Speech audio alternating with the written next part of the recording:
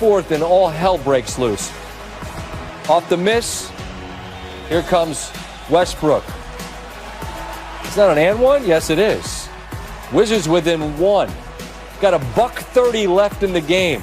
Joe Harris, shooter, and the lead's back to 5. 44 seconds left. Wizards are down 2. Westbrook in attack mode. He's always in attack mode. Game tied at 141. Score bug and the clock were a little off here. Next possession, here comes Kyrie. Bottoms. Nets back in front by 2. 20 seconds left. Wizards down 3. Bradley Beal. Westbrook. Nets are going to live with that shot. And it's out of bounds. Beal, he's been a lot lately. All right, 13 seconds to go. 5-point game. Beal steps right into that 3. Buries it. Off the inbound, a miscommunication between Harris and Durant. Garrison Matthews steals. Westbrook. All 3 of these.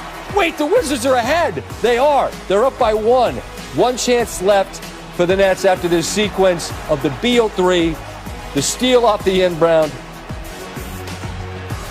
and the Westbrook 3. Remarkably, the Wizards. You like this uni, Steve? Very clean. Yeah. 1-point lead. Nets have 2.9 left. Off the inbounds, Timothé Luwawu-Cabarrot. No. How about Kyrie? He took 17 steps. That's a walk. That's a violation. Somehow they miss a point-blank shot. Durant had 37-7. Westbrook and Beal got 78. Scott Brooks had a White Claw. Yeah, it was the first game all year I had a White Claw. I wanted to enjoy it. I couldn't guard a stick today. You know, those guys were just going right around me. And, you know, I was getting frustrated a little bit, but they kept attacking. And that's what good teams do and good scorers do. The defensive possession's not over just because you make a stop or get in a good position. If they're getting the rebound, it's no good. You have to also get that. They're going to have to bring someone in, and they're going to have to develop a defensive identity. Because from what I saw yesterday, if someone said, what's the biggest problem on this team right now, it's the defense. Well, listen, I can understand where you're coming from, but I think you missed the biggest point as to why you pointed out the defense. Did you know that the Cleveland Cavaliers have the second worst offense in the National Basketball Association? They rank 29th out of 30 teams. Second worst. They ranked 29th out of 30 teams in the NBA offensively and dropped 147 on the Brooklyn Nets without Darius Garland, without Kevin Love. So I just wanted to throw that out. But that still ain't the biggest takeaway from yesterday's game. I got news for you, Max. How about not getting the ball to Kevin Durant when it counted most? How about Kyrie Irving taking 28 shots, 3 more shots than Kevin Durant? How about Kyrie Irving shooting twice as many shots as James Harden? When did we think we'd ever see that? Kyrie, well, it's not about who shoots more, but when you shoot 28 shots and James Harden shoots 14, nobody expected that. And so as a result of it, as the game waned, listen, and then also let's not forget, I mean, Kyrie did used to be a point guard for the Cleveland Cavaliers. Kyrie Irving did hit the game-winning shot that clinched the championship in Game 7 back in 2016. Kyrie Irving was a showstopper, or you understand, at Quicken Loans Arena, which is no longer the name of that arena. They got a different name now, okay? That Kyrie Irving, who, by the way, they paid tribute to during the game. But the other point guard there now, Sexton, finished with 42.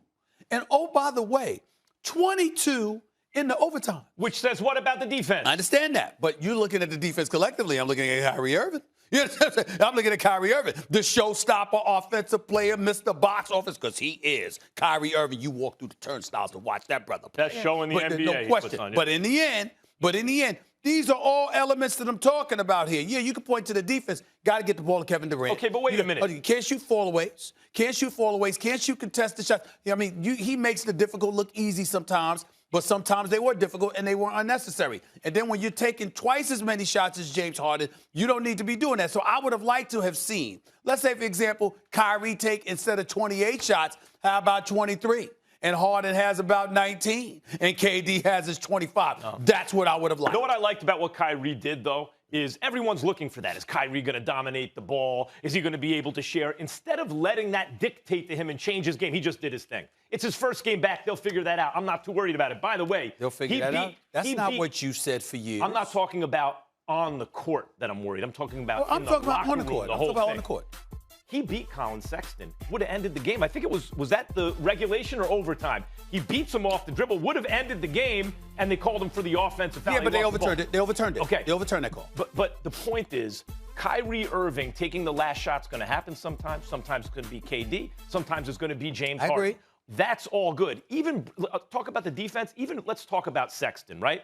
He was taking some bad shots late in regulation and early in the overtime. They had two guys on him, hands in his face. He was still, because he's not bothered by defender's hand in his face. He's a baller. What happened? That's because they were leaving Jetty Osman, right? They were just leaving him on defense. Eventually, Bickerstaff notices it. Osman, I think he cut to the basket, gave him the ball, and they realized, okay, we can't leave Osman. We have to have, so now it's one guy. He had 25. What, early on he was hot, but late in regulation and early in overtime, they would just leave him defensively. Eventually, when they made him pay for it, now they can't just leave Osman. Now it's only one guy on Sexton, and he started lighting it up. They have they're going to have to get their defensive identity together. They have defensive issues. I'm not saying that they don't have defensive issues. Obviously, I pointed out that they ranked, listen, the Nets ranked the 25th, and they gave up 147 to the 29th ranked offense in the National Basketball Association. I'm not denying that. What I'm saying is when I walk away from this team, looking at this team last night, the biggest concern to me is that you cannot have a discrepancy where Kyrie Irving shows up on the court and shoots twice as many times as Harden. Now, Harden had a triple-double, and so Harden could have been passing up shots himself, and we understand that. But in the end, you're going to have to even the scales to some degree. When we talk about continuity, in terms of expectations, looking at a team and saying, okay, this is what you should expect from them. I'm saying KD shooting about 25 times, Kyrie Irving shooting around 23 times, James Harden shooting about 19, 20, 21 times. That should be what it is. And the only reason why James Harden would elevate those numbers in terms of field goal attempts is because he's basically your point guard. For people to sit there, because James Harden had 12 assists. KD had 8. Kyrie had 3. You know why? Because for the most part, James Harden was pretty much running the show, which we know. Because, listen, if James Harden is your point guard, there's nothing wrong with that. And he may sacrifice shot attempts to make sure he feeds others because he's better at that than Kyrie Irving, to be honest with you. But in the end, you have to make sure that this dude that's averaged 30 over the last 3 years, at least 29 over the last 4, at least 28 over the last 5, you cannot have him shooting 14 shots to your 28 if you expect Brooklyn to be successful. And you certainly can't avoid giving KD the ball when I'm with that, but those two different points. You saying why doesn't KD have the ball at the end of the game versus can Kyrie play team ball? What you bring up about Harden is right, and people should understand. When he's called a selfish player, I've never really agreed with that. He's never been Harden does and has always done what his team needed him to do. Hasn't always hit the big shots. That's my issue with him. But if you need him to set up teammates, he'll do that. We saw how well he played together with KD their first couple games. Now Kyrie's back, and it starts to fray. That's not, to me, about KD needs the last shot. Any of those three guys could take the last shot. I'll tell you what else. If Harris has a look, he can take the last shot. He shoots better than all those guys, just can't get it himself the way they can. So that's not really my issue. KD must play hero ball at the end. My issue is, can Kyrie fit in with those two the way